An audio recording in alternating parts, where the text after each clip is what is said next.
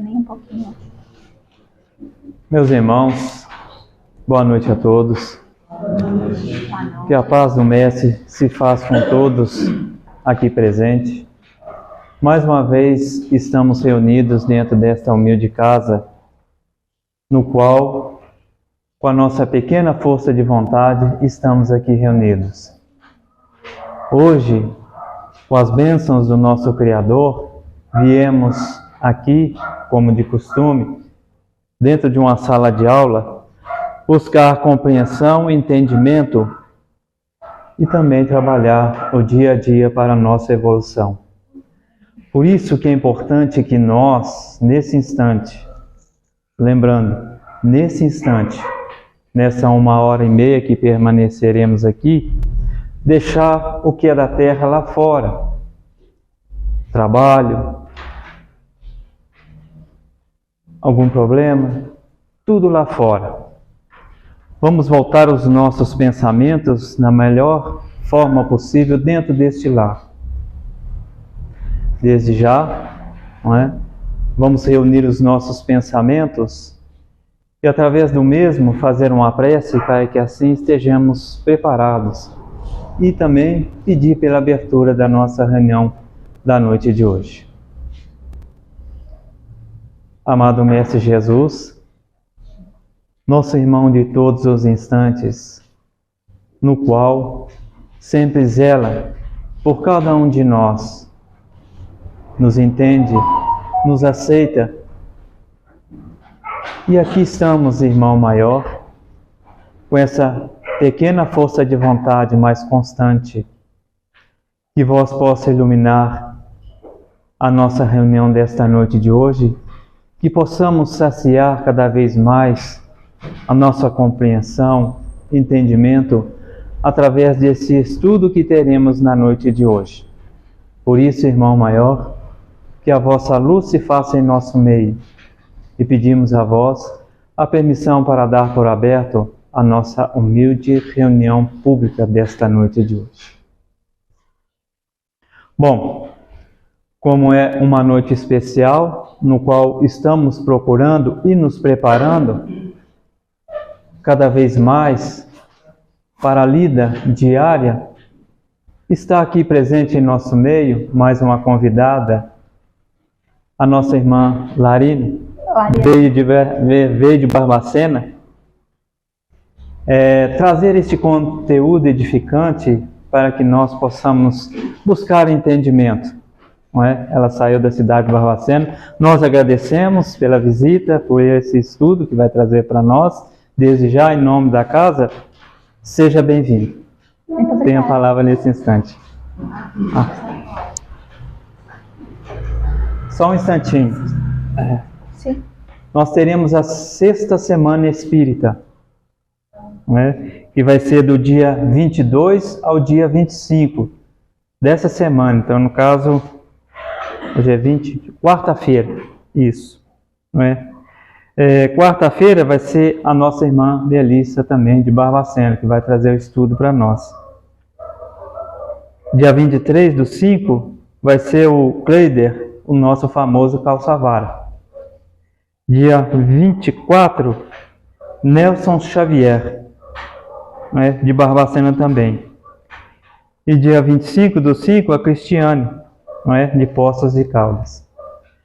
Estão todos convidados. Dessa vez a Semana Espírita será aqui na maçonaria, logo aqui em cima.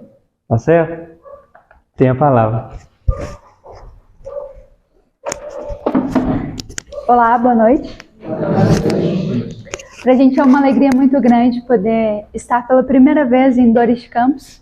A gente sempre fica muito contente, muito alegre em poder compartilhar um pouco a respeito das nossas reflexões a respeito do Evangelho de Jesus. E é justamente nessa condição que a gente se apresenta aqui hoje, como uma aprendiz que ainda está começando a apreciar, né, as letras do Evangelho, sem impor verdades, sem forçar crenças, e é justamente para provocar reflexões que a gente propôs um tema interessante, que geralmente passa batido dentro das nossas leituras, dentro das nossas reflexões diárias, ao qual muitas vezes a gente não atribui a relevância que ele deveria ter. Hoje o tema que será abordado será o tema sobre tentações. Esse tema que muitas vezes faz com que a gente torça o nariz, com que a gente negue sentimentos que às vezes estão enraizados na nossa alma. E ao longo dessa nossa conversa, a gente vai tentar entender, à luz da doutrina espírita, como que a gente pode explicar a origem desse fenômeno e como lidar com ele da melhor forma possível. Bom, para a gente começar as nossas reflexões, a gente precisa relembrar alguns pressupostos, sendo que o primeiro deles são as chaves que a doutrina espírita nos traz para a gente conseguir compreender o Evangelho de forma mais aprofundada, para a gente conseguir acessar o espírito da letra, a essência do ensino, que é imortal, que se faz atual em todas as épocas, não apenas na época de Jesus, mas também na nossa, e o será para todo sempre, já que se trata de um reflexo das leis divinas que regem toda a criação. Dentre essas chaves que a doutrina espírita nos oferece para que nós compreendamos de forma mais aprofundada, mais na essência do Evangelho, uma delas é a reencarnação. A ideia de reencarnação, muito embora não tenha sido criada pela doutrina espírita, ela acaba sendo melhor sistematizada, mais bem explicada à luz dos ensinos dos espíritos.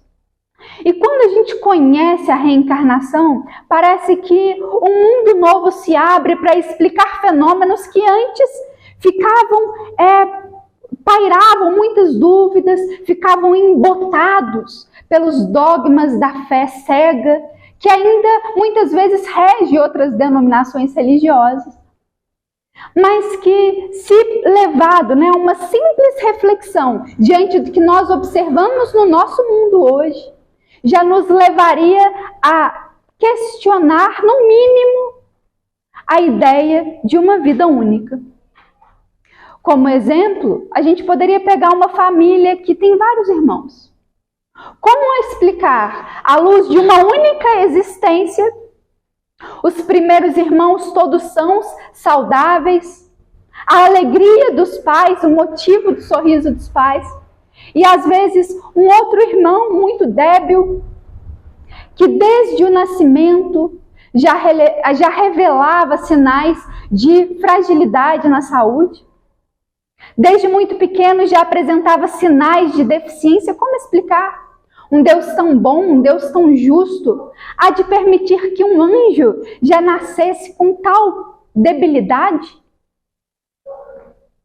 Diante disso que nos chega aos olhos, diante desses contextos, dessas situações que chegam na nossa vida diariamente, nós seríamos levados a duas alternativas diante da perspectiva de vida única. A primeira, ou a gente se acomoda, fechando os nossos olhos e acreditando numa fé cega, sem fazer questionamentos a tudo que nos cerca. Ou então, a partir do momento que você começa a fazer questionamentos, Deus passa a não existir. Porque se Deus permite que uma pequena criança já nasça com deficiência, esse Deus não pode ser bom. Pelo menos toda a sua bondade não consegue ser explicada à luz de uma única existência. Quando a gente projeta sobre a nossa forma de enxergar o mundo a ideia de reencarnação, a gente consegue compreender todos os meandros da criação divina, todo o requinte que Deus utilizou para formatar, para forjar os nossos espíritos, sempre envolvidos numa aura de luz, numa aura de amor, de cuidado e principalmente de necessidade, porque nós estamos aqui passando pelas experiências necessárias, imprescindíveis para o nosso crescimento espiritual. E a luz da reencarnação, ela nos permite conhecer vários fenômenos existenciais de uma forma muito mais ampla, mais aprofundada do que a perspectiva de uma única existência nos ofereceria. E é justamente esse paradigma que nós gostaríamos de utilizar para a gente refletir um pouquinho a respeito das tentações. Mas antes da gente começar a mergulhar propriamente no tema das tentações, eu gostaria de começar com uma pergunta, Cida. Eu gostaria de saber se alguém aqui está vivenciando ou experimentando o fenômeno da tentação na atualidade, nos dias atuais. Ninguém? Pode levantar a mão se tiver alguém. 0 pessoas? Estamos juntas.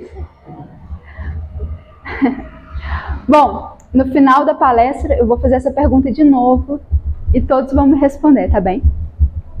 Bom, quando a gente pensa em tentação, o que é tentação? A tentação é um desvio de um compromisso previamente assumido. A gente assume compromissos de todas as espécies, compromissos mundanos, digamos assim.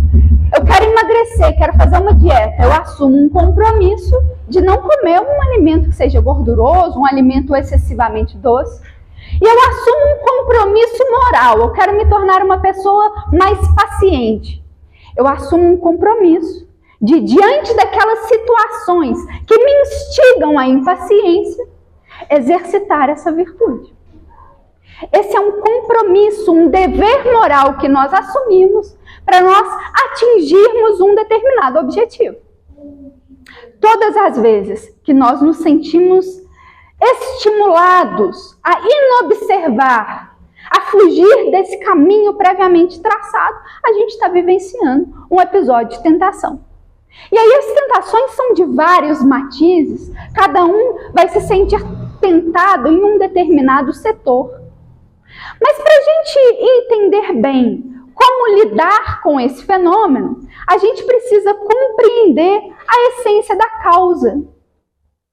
A gente só consegue tratar uma doença quando a gente consegue identificar a origem dessa doença, porque a gente ataca a raiz, a causa primária. Do contrário, a gente no máximo vai mitigar, aplacar um pouquinho dos sintomas. Então, para a gente vencer a tentação, para a gente enfrentar as tentações, sejam quais forem elas, é necessário que a gente vá na causa. E aí vem a questão. Quando a gente não acredita numa reencarnação, como explicar o fenômeno existencial da tentação? Fica muito difícil, sabe por quê? Porque a maior parte de nós levamos uma vida reta, uma vida honesta. Dentro do possível, a gente faz de tudo para enaltecer a nossa família, a gente faz de tudo para agir de bom caráter, com boa intenção, vivermos com boa índole, digamos assim, seguirmos um caminho reto. Se a gente sempre tem esse ideal em mente, como explicar esse sentimento que brota dentro de nós e que muitas vezes nos leva a escapulir desses deveres que a gente tem? Se eu levo a minha vida de acordo com o script, se eu observo formalmente todos os deveres de uma pessoa de bem, como que eu explico esse sentimento ruim que nasce dentro de mim? À luz de uma única existência, se a gente não consegue encontrar a causa nessa vida, a gente atribui a culpa ao outro. Aí o sujeito que trai a mulher, bota a culpa em quem? Na menina que usou roupa curta e que o seduziu para os caminhos do despautério. O rapaz, jovenzinho que abordou a mulher, é o culpado por ela ter traído o marido. O chefe é o errado por ter me colocado no cargo público que lida com muito dinheiro. E eu, que não sou bobo, vou me apropriar de um pouco dessa quantia. Afinal, quem é que não faria isso no meu lugar? O outro é sempre culpado pelos nossos deslizes. E essa ideia está de tal forma enraizada dentro da nossa consciência que a gente muitas vezes, dentro da doutrina espírita, conhecendo a reencarnação, ainda continua reproduzindo essas mesmas ideias, sem refletir o quanto elas são frágeis e superficiais.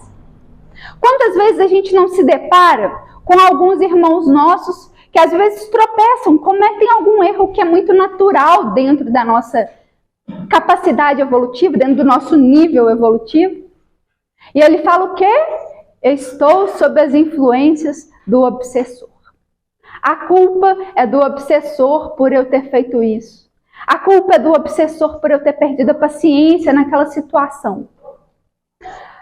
Outras religiões poderiam imputar a culpa da tentação ao diabo, ao demônio, o grande tentador.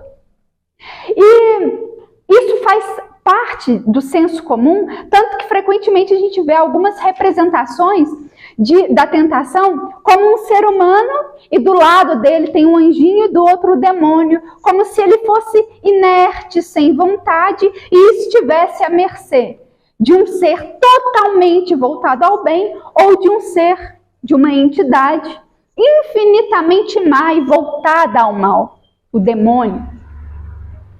Tem uma obra literária muito interessante, mundialmente conhecida, que foi escrita por um poeta alemão. Na verdade, é uma obra teatral muito grande, robusta, né? Em forma de poema. E o título dessa obra é Fausto. E o tema central dessa obra literária é justamente a tentação. E essa obra, ela começa de uma maneira muito interessante. Porque Deus convoca os seus anjos, os seus arcanjos, para ele bater um papo e entender algumas coisas que estavam se passando no mundo. E chega lá pelas tantas Rafael, Gabriel, e chega também Lúcifer, que era um de seus arcanjos, mas que nessa época já tinha pulado do céu. Já tinha desviado 1/3 dos anjos. Mas Deus gostava do seu raciocínio astucioso. Então convida Lúcifer para esse diálogo. E eles começam a debater. E Deus pergunta para Lúcifer, fala assim, que nesse livro ele tem um nome específico, chama Mefistófeles, que é um dos nomes do demônio, pela mitologia, mas enfim. Ele pergunta para o demônio, como vão os nossos irmãos, os meus filhos lá da terra? E aí o diabo fala assim, quase não precisa da minha influência para eles próprios tropeçarem em suas próprias pernas. Eles são tão gananciosos, eles lutam tanto entre si, que o meu trabalho está facilitado. E Deus pergunta assim, bom, e Fausto? Porque Fausto é meu filho querido. E em breve ele retornará para próximo de mim. O demônio olha para Deus e fala assim, se o Senhor me der uma oportunidade, ele também se desviará. E aí Deus olha para o demônio e fala, tudo bem, você quer essa oportunidade? Fausto já vai morrer daqui a alguns meses. Eu vou lhe conceder a oportunidade de tentar Fausto. Mas se você não conseguir tentá-lo, ficará para sempre fora da terra. E o demônio, em contrapartida, diz, tudo bem, mas se eu conseguir tentá-lo, levarei essa alma querida para os infernos. E fica esse trato entre Deus e o diabo. E o diabo vem, se materializa de homem e começa a entrar na vida de Fausto de forma sorrateira. Fausto era uma pessoa comum, que tentava acertar na vida, de vez em quando tropeçava. Mas quando ele conhece o demônio, inicialmente se assusta, inicialmente tenta resistir às suas investidas. Mas logo nos primeiros voos, nas primeiras ideias, Fausto se rende inteiramente ao demônio. E passado algum tempo, ele próprio começa a sugerir os desvarios, as aventuras que eles haveriam de vivenciar conjuntamente. E eles se entregam ao jogo, ao sensualismo vulgar, e a história vai se desenvolvendo. Lá pelas tantas, não vou contar a história toda, mas a verdade é que no final da história, Fausto desperta. E então ele pragueja contra o demônio, percebendo o como ele estava preso no lodo das coisas materiais, dos gozos terrenos. E ele pragueja contra o demônio e diz: maldito foi o momento em que eu encontrei você, porque você foi o culpado de eu ter seguido esse caminho. Você foi o culpado das minhas desditas. E o demônio fala: não. Eu estive com você no início, mas logo você alçou voos e criou aventuras que partiram do seu coração. Do seu coração. E quantos de nós ainda não agimos como Fausto? Às vezes temos a iniciativa para ceder aos nossos desejos mais inferiores, seja ele na ira dentro de casa, seja ele ao alimentar a nossa vaidade, o nosso orgulho, o nosso sensualismo. Mas na hora de reconhecer a nossa responsabilidade, a gente acaba atribuindo a culpa a um outro ser, a uma outra pessoa, ao obsessor, enfim, a outro e não a nós. Como é problemático, à luz de uma única existência, compreender toda a complexidade desse fenômeno. E justamente por isso a gente se nega a olhar de frente para as tentações que chegam na nossa vida. Porém, quando a gente abre o Novo Testamento, mais precisamente a Epístola de Tiago, a gente tem uma informação interessantíssima que fica um pouco desconcertante para aqueles que não acreditam em reencarnação. Ele diz assim: vós sois tentados pela própria concupiscência, pelo próprio prazer da carne que vocês alimentam em si mesmos. Mas aí a gente volta a se questionar: como que eu alimento isso se eu levo uma vida tão correta? De onde que vem esse sentimento, sendo que eu sempre tento acertar? Por que eu estou passando pela tentação? Por que eu estou sentindo isso? Qual que é a origem desse sentimento?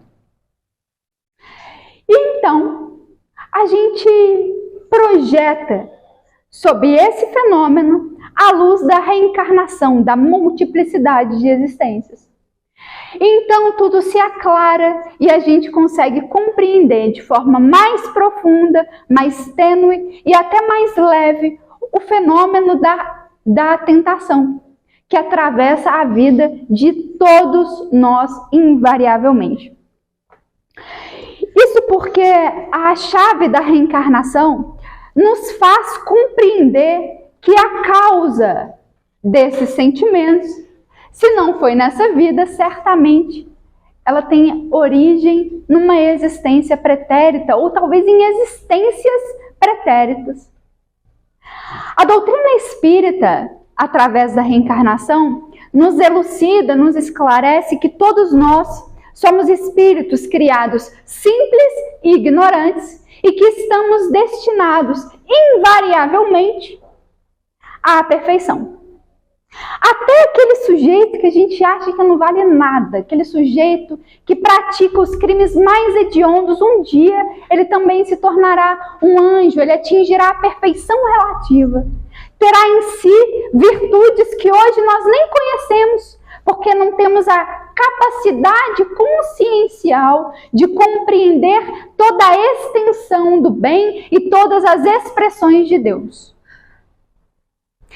E lá no Livro dos Espíritos, a partir das questões 114, 115, por aí, os Espíritos revelam que essa jornada entre a ignorância e a lucidez plena, ela é percorrida na velocidade dos nossos próprios esforços.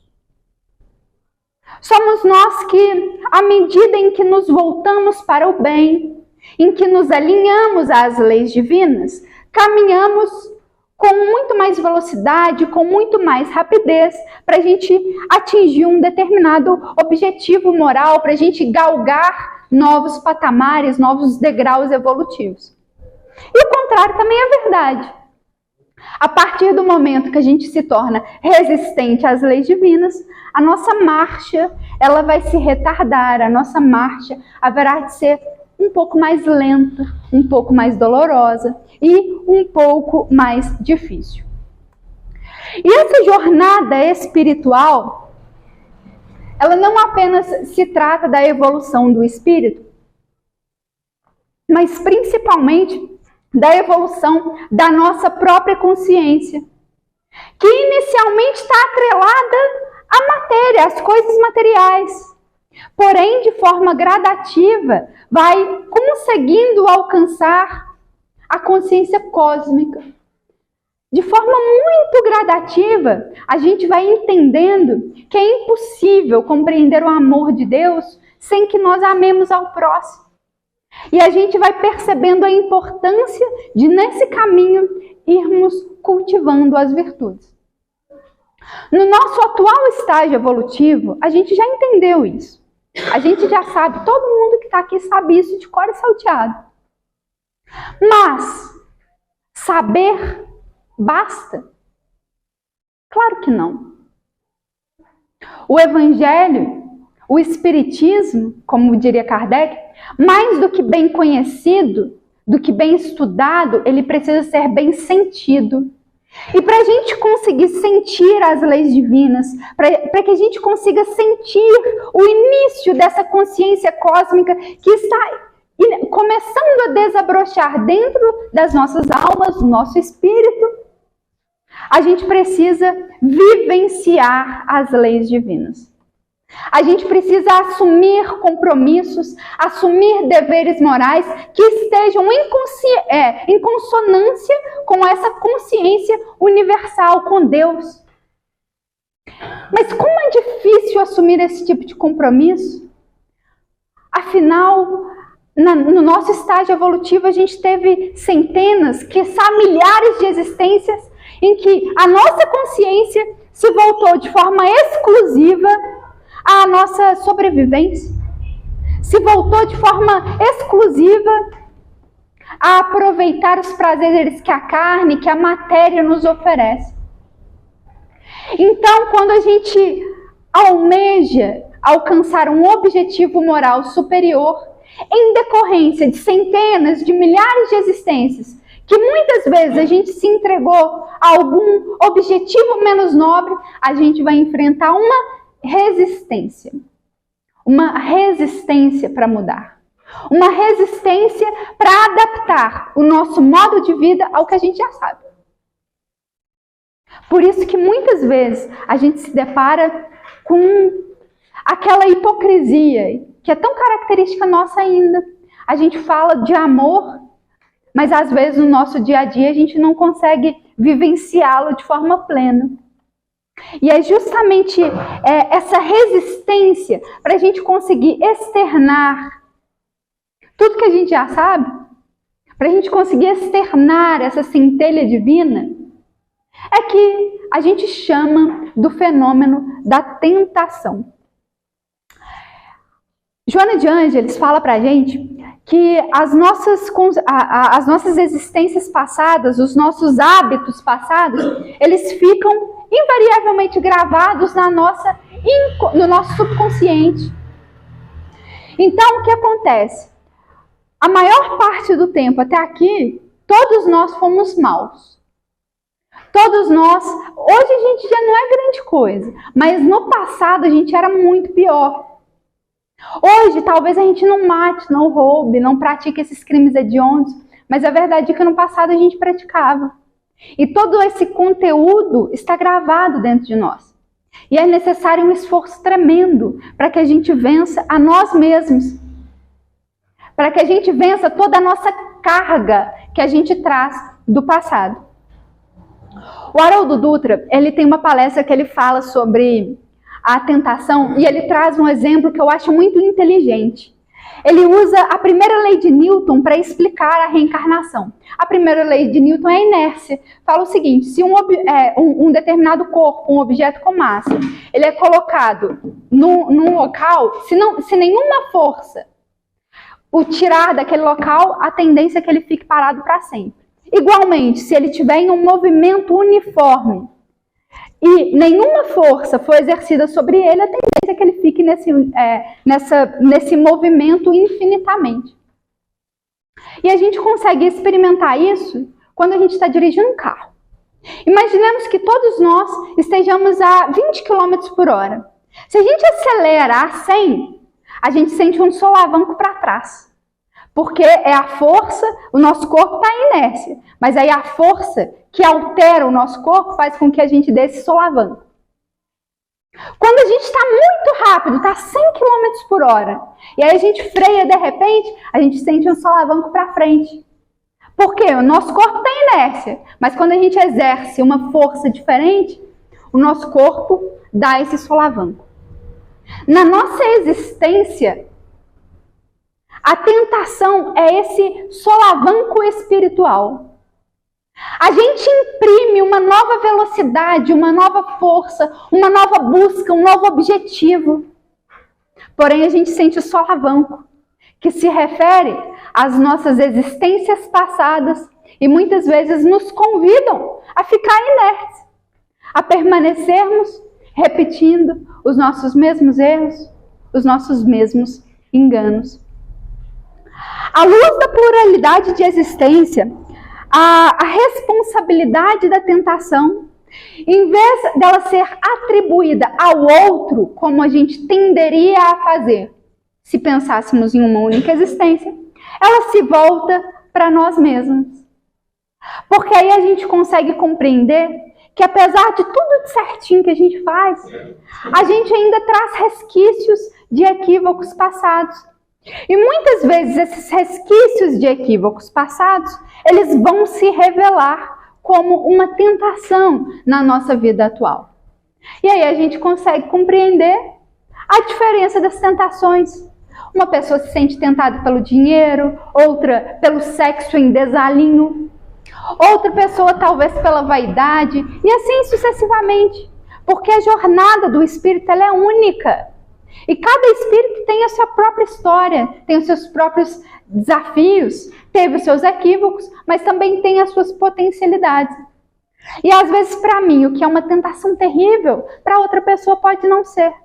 E aí a gente se pergunta, será que vale a pena a gente fazer julgamentos das outras pessoas por conta dos equívocos que ela comete? Será que vale a pena a gente apontar o dedo para o outro sujeito, sendo que nós, talvez em um outro setor, em uma outra área, tropeçamos igualmente? Acho que é melhor não. É melhor não. E aí a gente vai perceber que, na verdade, quando a gente trata da tentação, em vez da gente culpar o outro, da gente imputar ao outro os nossos próprios equívocos, a fonte dos nossos males, a verdade, a gente compreende que a luta da tentação sempre foi com a gente mesmo. Sempre foi com o nosso homem velho que grita para que a gente continue na nossa zona de conforto. Repetindo, as mesmas experiências que a gente já teve no passado. Por esse ponto de vista, a tentação perde aquele aspecto meio incompreendido, nublado, que uma única existência muitas vezes nos faz ter sobre esse mesmo fenômeno. E a gente percebe que a tentação, antes de ser uma influência maligna na nossa vida, na verdade se trata de um fenômeno natural e inerente ao nosso processo evolutivo. A Joana de Ângeles, no livro Desperte e Seja Feliz, ela escreve um capítulo exclusivo sobre tentação, capítulo 5. E ela fala uma coisa interessante. Ela fala assim, olha, ninguém cresce moral ou espiritualmente sem a presença mortificadora das tentações. E para a gente superar essas influências, é necessário que a gente se descubra frágil, como realmente nós somos. Porque a gente vai adquirir com a tentação e com essa consciência da fragilidade humana que a gente tem força para resistir contra o mal existente dentro de nós mesmos. E essa consciência, essa força, essa resistência, se constantemente alimentada, ela vai servir de base para que a gente almeje novos patamares evolutivos. Ela coloca assim, que a gente consiga, vai ser uma conquista para mais valiosos tentames. Por quê? Se o meu problema é a paciência, por exemplo, e eu tento treinar a paciência com 1, 2 pessoas, isso vai se tornando um hábito e então eu consigo reproduzir isso no meu trabalho. Se eu comecei dentro de casa, eu reproduzo no meu trabalho, reproduzo no centro espírita, em todos os lugares em que eu frequento. Então, vencer a tentação, ainda que seja um pequeno gesto, já é uma grande iniciativa para a nossa própria transformação. Às vezes a gente comete o equívoco de falar assim, nossa, mas eu já fiz tanta coisa errada, o que vai adiantar eu começar a fazer as coisas certas agora? Isso não vai mudar a minha imagem, não vai mudar o que eu sou, e vai mudar. Vai mudar. A verdade é que muitas vezes a gente não está disposto a mudar a nossa conduta. Então a gente assume esse tipo de justificativa, que é cômoda, que não nos instiga a mudança, ao trabalho, e a gente continua nos distanciando ainda mais das leis divinas. Sem saber, ou muitas vezes sabendo, que com isso a gente está criando cada vez mais amarras na matéria, cada vez mais débitos que vão ter que ser saldados, se não agora, mais tarde. A partir do momento em que a gente reconhece a tentação como sendo um fenômeno natural, que é inerente à nossa trajetória evolutiva, a gente consegue até enxergar um lado positivo desse fenômeno existencial. Bom, mas como assim? Só me faltava essa, você falar que a tentação tem um lado bom. Qual é o lado bom da tentação? A tentação, se bem observada, se bem estudada, se bem trabalhada, ela serve como se fosse uma lanterna que ilumina o ponto que a gente precisa trabalhar dentro de nós mesmos. Isso é muito positivo, porque muitas vezes a gente não reflete no que a gente precisa melhorar. A gente reflete no que o outro precisa melhorar, porque ele erra com a gente. Mas os nossos equívocos é muito difícil de reconhecer. Então a tentação, ela traz essa luz para a nossa vida, se nós encararmos esse fenômeno de um patamar mais elevado. Se a gente conseguir compreender a luz do espírito imortal. E Emmanuel, lá no livro Fonte Viva, ele também escreve uma mensagem que eu não queria ler, porque eu não gosto muito de ler, mas eu vou ter que ler, porque ela resume bem a ideia desse estudo, né? E ele diz assim: vigiemos e oremos. As mais terríveis tentações decorrem do fundo sombrio de nossa individualidade, assim como o lodo mais intenso capaz de tisnar o lago procede do seu próprio seio. Nós renascemos na terra com as forças desequilibradas do nosso pretérito para as tarefas do reajuste. Nas raízes das nossas tendências, nós encontramos as mais vivas sugestões de inferioridade. Nas íntimas relações com os nossos parentes, somos surpreendidos pelos mais fortes motivos de discórdia e de luta. Em nós mesmos podemos exercitar o bom ânimo, a paciência, a fé e a humildade. Em contato com afetos mais próximos, temos um copioso, um amplo material para nós de aprendizado para fixar em nossa vida os valores de boa vontade e do perdão, da fraternidade pura e do bem incessante. Incessante. Olha quanto material nós temos na nossa vida. Cada relação que a gente trava acaba sendo um novo livro de experiências que, se bem observado, se bem trabalhado, conseguem nos fornecer um amplo material de aprendizado para a nossa jornada evolutiva. E Emmanuel continua: não te proponhas desse modo a atravessar o mundo sem tentações. Sem tentações. Elas nascem contigo, elas assomam de ti mesmo e alimentam-se de ti quando não as combate.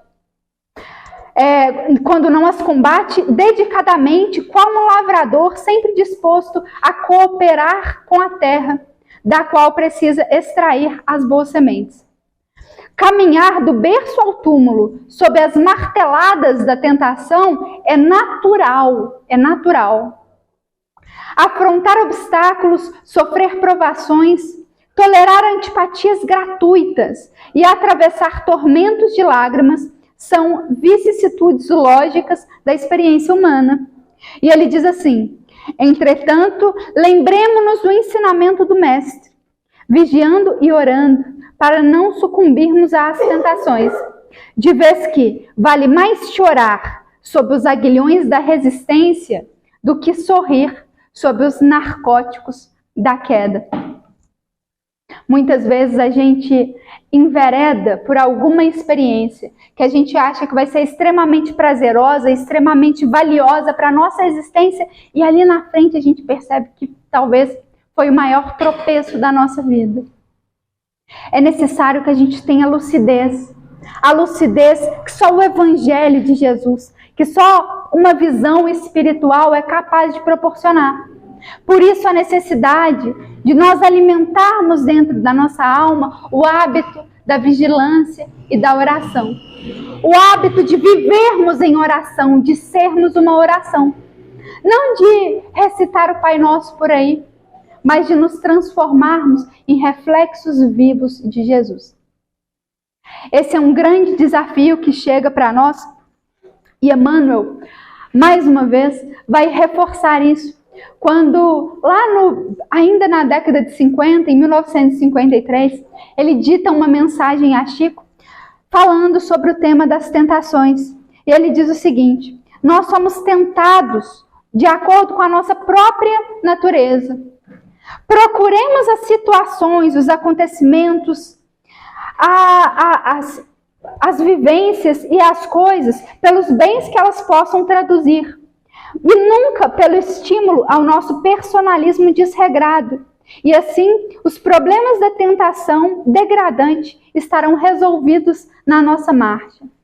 Olha como muitas vezes somos nós que procuramos nos entregar ao fenômeno da tentação. Quando a gente adquire essa consciência espiritual que a luz do Espírito imortal nos proporciona, quando a gente encara a nossa existência como espíritos que somos e que estamos aqui apenas de passagem, a gente consegue vivenciar, experienciar determinados episódios com muito mais lucidez.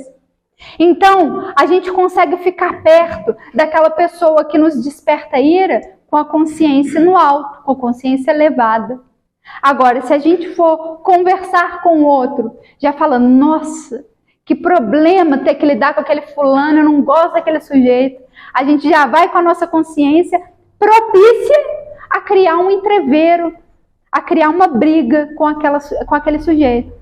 Quando a gente muda o nosso patamar espiritual, quando a gente muda as nossas ligações, a nossa sintonia, a gente consegue vivenciar todos esses episódios que a princípio poderiam ser muito difíceis de serem enfrentados, com muito mais tranquilidade, com muito mais serenidade. E quando a gente pensa o fenômeno da tentação por esse prisma, a gente consegue compreender o que os Espíritos nos disseram lá na questão 712A do Livro dos Espíritos. Porque Kardec explorou inúmeros temas nessa obra magna da nossa doutrina. Um desses temas foi a tentação. E Kardec pergunta, qual o objetivo da tentação? E os Espíritos respondem, despertar a razão. E aí a gente pensa, nossa, como seria difícil compreender isso se nós não levássemos em conta o pressuposto da reencarnação. Porque o fenômeno da tentação, nós temos falado aqui, ele nos convida justamente a exercitar a nossa lucidez, a mudar o nosso olhar, a olhar para dentro de nós mesmos, enxergarmos-nos frágeis, enxergarmos-nos fracos e necessitados do amparo divino.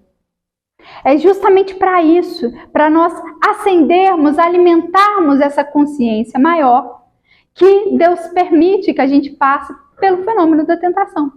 Que na verdade não é nenhuma permissão divina, mas é uma condição que todos nós, espíritos em evolução, passamos. Principalmente nós que ainda estamos nos estágios primários da nossa jornada evolutiva. Nós que ainda temos uma carga de débitos, uma carga de maus hábitos ainda muito grande para nos libertarmos. Então a tentação ainda fulgura, ainda aparece na vida de todos nós. De todos nós. E aí vem um problema. Se a gente não enxerga que a gente está sendo tentado em nenhum aspecto, talvez, só talvez, isso signifique que a gente já se entregou tanto à tentação que já virou um hábito. E aí a gente não tem nem resistência, a gente já se entrega a isso, não tem nem mais vergonha de falar. Tem nem mais vergonha. Então, se a gente não está se vendo tentado em nenhum aspecto da nossa existência, talvez seja melhor repensar e olhar para dentro de nós mesmos. Será onde que eu estou me entregando aqui? Será onde que eu estou falhando? Será onde que eu preciso melhorar? E essa ideia da gente precisar desenvolver a nossa razão para a gente alcançar a perfeição relativa, para a gente alcançar as culminâncias da nossa jornada evolutiva, da nossa jornada espiritual, ela passa pela tentação. E olha que interessante, quando a gente pensa em perfeição, a perfeição nada mais é do que o exercício na plenitude, no mais alto grau de todas as virtudes. De todas as virtudes. E aí, a gente abre outra vez o Livro dos Espíritos, lá na questão 893, e a gente vê o que é virtude. O que é virtude? Virtude é uma resistência voluntária às nossas más inclinações. Onde há resistência voluntária às nossas más inclinações, há aí uma virtude. Olha que interessante. A tentação, vivenciar a tentação, é essencial para que a gente coloque um tijolinho na nossa construção espiritual. Porque uma tentação superada, uma tentação vencida, é uma virtude angariada. Uma vez que a gente consegue resistir a essa má inclinação, a esse convite a nos desviarmos dos nossos deveres, a gente acaba construindo dentro de nós mesmos uma virtude que vai ser essencial na nossa jornada evolutiva. Então, estamos sendo tentados? Que ótimo! É uma oportunidade de crescimento, é uma oportunidade de aprendizado. E aí, a gente vê o seguinte, através dessa reflexão, que o virtuoso, ele não é aquele que nunca se sente tentado pelo mal. Ele é aquele que, apesar de se sentir tentado, ele tem força para seguir adiante. Então, talvez a gente precise repensar a forma como nós estejamos encarando o fenômeno da tentação. Porque às vezes a gente tem vergonha, a gente sente vergonha de falar sobre as nossas próprias fragilidades.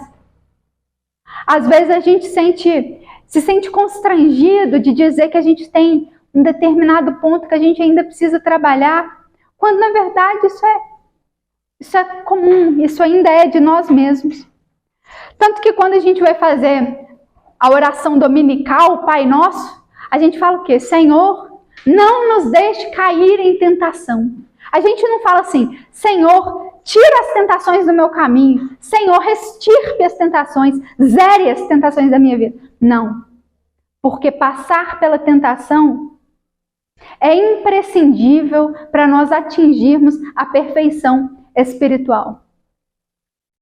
Sermos tentados, sermos convidados ao exercício do mal, digamos assim, ao exercício de alguma atividade contrária às leis divinas, é essencial para que a gente conheça o valor das leis divinas.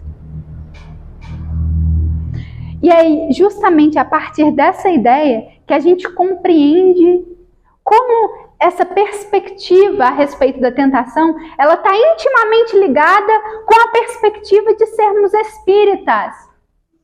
Essa ideia tem que estar muito clara, porque o espírita é aquele que se esforça para vencer as suas más inclinações. As suas más inclinações.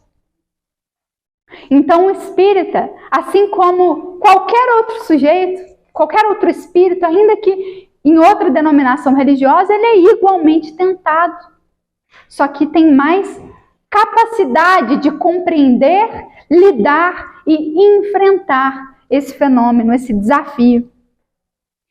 Porque, na verdade, quando a gente se recorda dessa missão do verdadeiro espírita e compreendemos em decorrência a essência da ideia da tentação, a gente consegue compreender uma mensagem belíssima que está lá no capítulo 17 do Evangelho segundo o Espiritismo, quando o Espírito nos diz que os deveres do coração, fielmente observados, enobrecem o homem. E são justamente esses deveres do coração que nós gostaríamos de relembrar aqui hoje, para a gente conseguir compreender melhor que todas as vezes que a gente se sente tentado a desviar de alguns desses deveres que nós voluntariamente assumimos, na verdade é um exercício de força. É quando a gente precisa demonstrar maior garra, maior determinação, maior ânimo no bem. É justamente aí que a gente consegue demonstrar a nossa fidelidade a Jesus e aos propósitos superiores que nós desenhamos para a nossa própria existência. E aí eu volto a perguntar, tem alguém aqui que está passando por um fenômeno da tentação? Pode levantar a mão.